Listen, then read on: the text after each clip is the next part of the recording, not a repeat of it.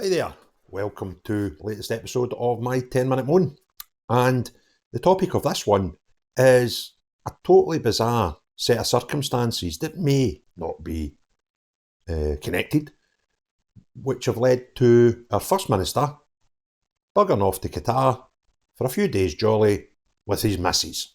Okay? Now, what I'm going to do is I'm going to give you probably half a dozen or so, maybe just more, instances which are factual. Not made up, not opinion, actual facts, right?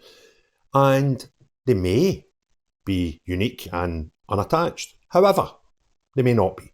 And I'm quite sure it's possible to suggest not at least one or two of them are connected. And they all tie into this trip to Qatar. So, the first fact is Hamas, it's the terror group that control Gaza, you know, those ones that attacked Israel on the 7th of October, their bosses are all based in Qatar. They live the lifestyle of billionaires. Well, even before the current conflict, the people that they were in charge of in their area were living in squalor. Those people, they live in Qatar. Currently, the Palestinian authorities are in Qatar, trying to achieve a ceasefire in Gaza. That's right now, Palestinian heads in Qatar looking for a ceasefire. Another one. Remember the thing that they knocked back a few weeks ago when Israel offered a ceasefire for 2 months and they didn't want that. Their First Minister, although it's not in his remit, he organised £750,000 of donations from the Scottish purse to the UNWRA, the United Nations charity that has been in Gaza for about 50 years.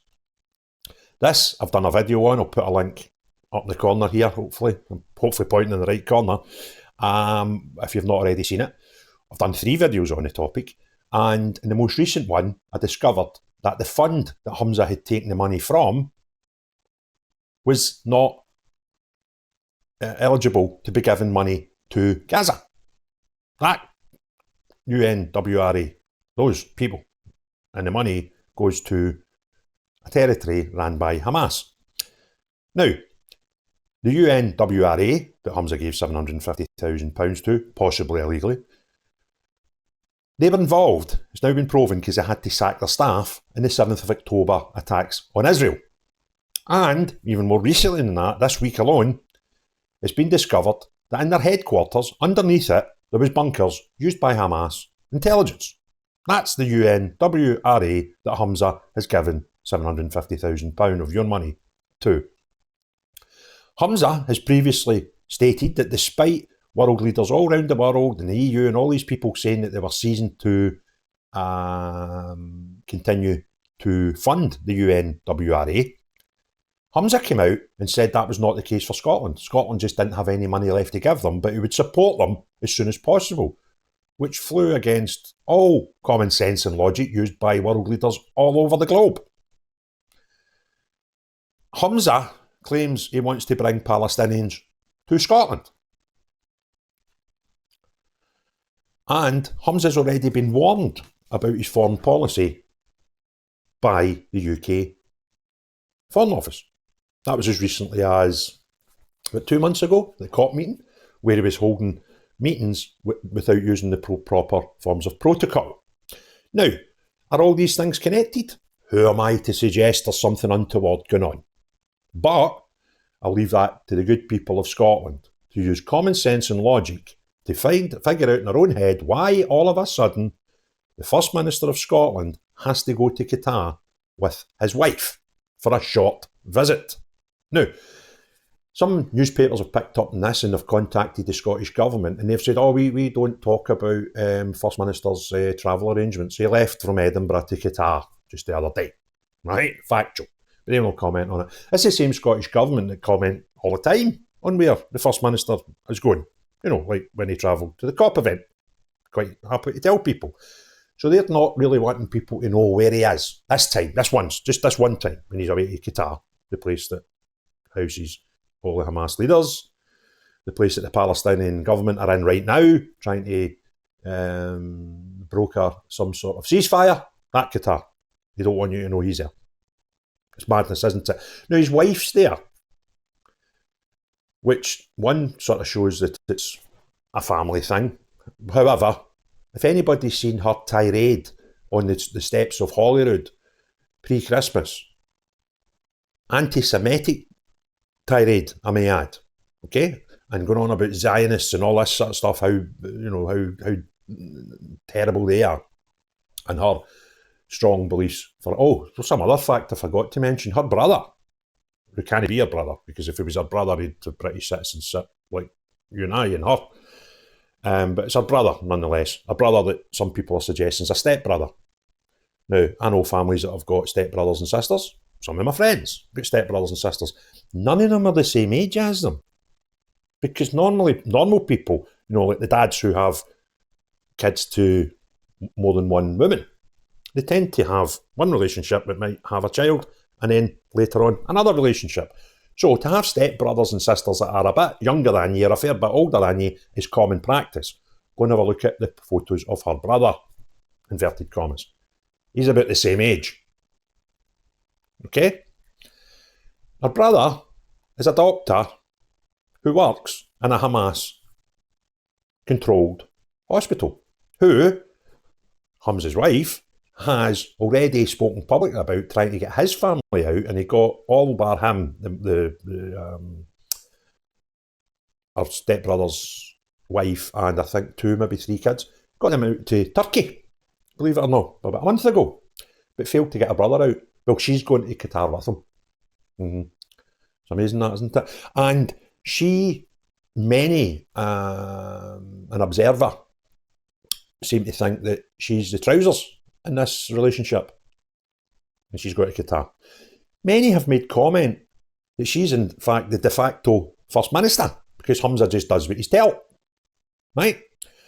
So when you factor it all in, now it could all just be coincidence. All these things might be totally unrelated, and he just fancied a wee jolly to Qatar with his wife for a few days while the Parliament is in recess.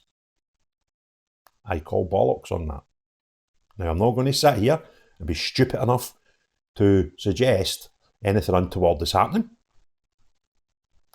But I would severely hope that after him already being pulled up by the Foreign Office about his dealings with foreign powers, there's already been suggestions that groups that he's been dealt with in the past have got links to terror organisations. His own cousin has had such, and it is common knowledge, because it's there in the ether and printed press, that his own cousin has been subject to concerns from the British security services due to his links with terror groups.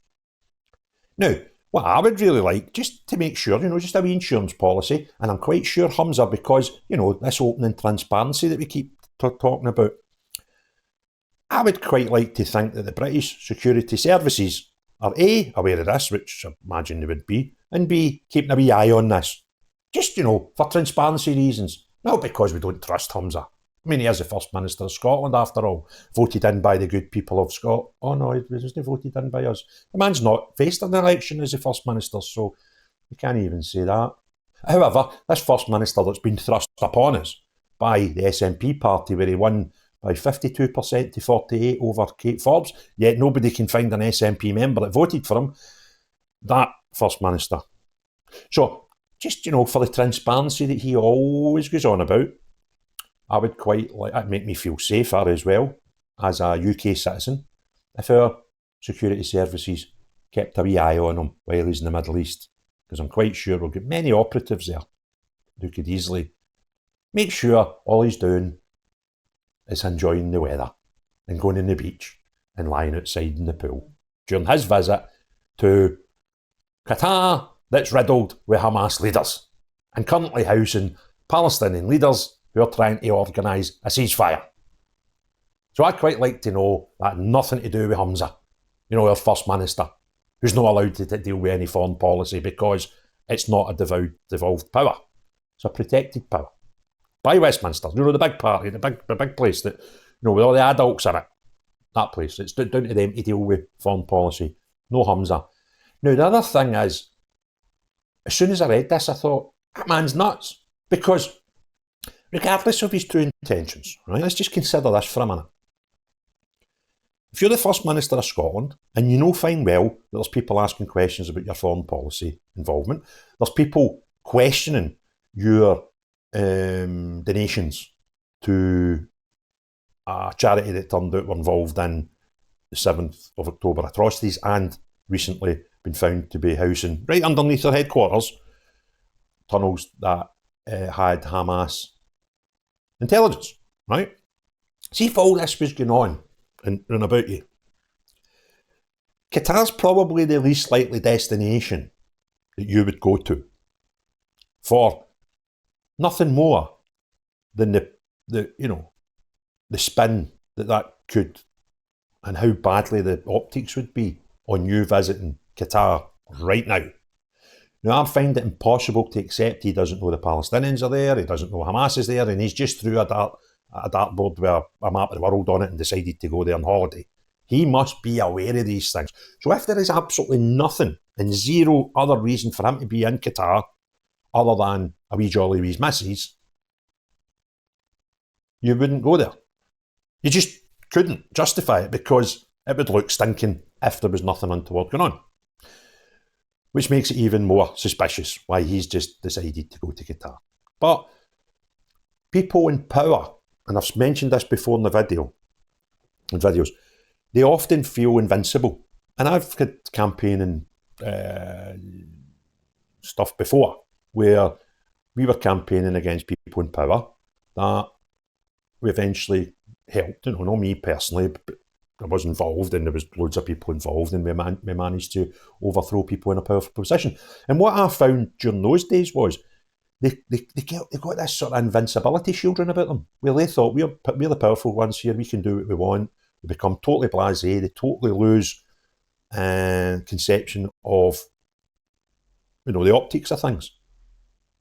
And that's what's happening here. These people are nuts. Again, just consider this. Consider that all those possible connections were totally wrong. Let's just say he genuinely just wanted to go on a holiday for a few days with his wife. If you were the First Minister with all that about you, you would never get anywhere near Qatar right now. So, there either is something going on, or they're completely stupid, or they just don't care what you and I think about them. Because that position is just something that you would not do under normal circumstances. So the bonkers. But anyway, I wish the First Minister and his good lady, the First Lady of Scotland, get a great holiday. Hope you have a real nice time out there, surrounded by your Hamas leaders and Palestinian authorities. Hope you have a really nice time. But the most important thing of all, have a great day. Cheery bye now.